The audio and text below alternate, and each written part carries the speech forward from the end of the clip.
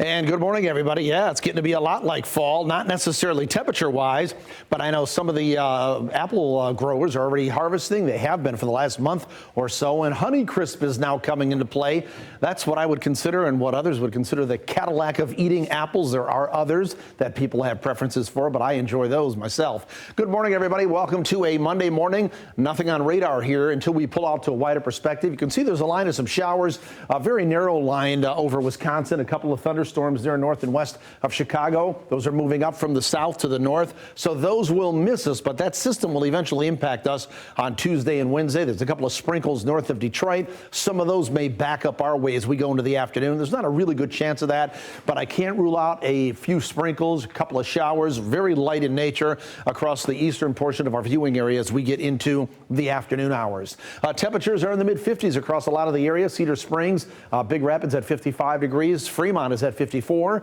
We have 54 in Belding, 57 in Spring Lake. Grand Rapids is 55 degrees, 49 in Hopkins, 55 in Battle Creek, and we have a temperature of 52 in Mendon, Three Rivers, and Constantine. So fairly comfortable out there. If we look at our forecast for today, you'll find, well, I think we'll turn partly sunny. We'll see a little bit of sunshine this morning, then turn partly sunny, maybe at times mostly cloudy, but seasonable temperatures, a PM shower, a couple of sprinkles can't be ruled out, with highs up around 72 and an east wind at about 5 to 15 miles per hour. If we look at the future track map, we'll put this into motion. You'll see it doesn't bring really much in the way of rain in here. It tries to back some of this up from Detroit and Lansing. Really light stuff if we see it, and we're not going to see a really good chance of that. But as we go through the evening and the overnight hours, partly to mostly cloudy skies. Again, can't rule out a shower there. The better chance comes into play on Tuesday, especially in the afternoon. There's the top of that low pressure system that's going to drop to our south and east. Remember the circulation around that low in the opposite direction in which the clock moves. So it will try to fling some of that moisture back here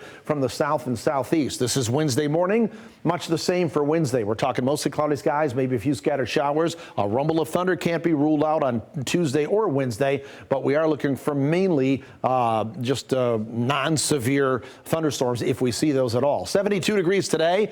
Tomorrow, 70 degrees. Wednesday, chance of showers, breezy, 68.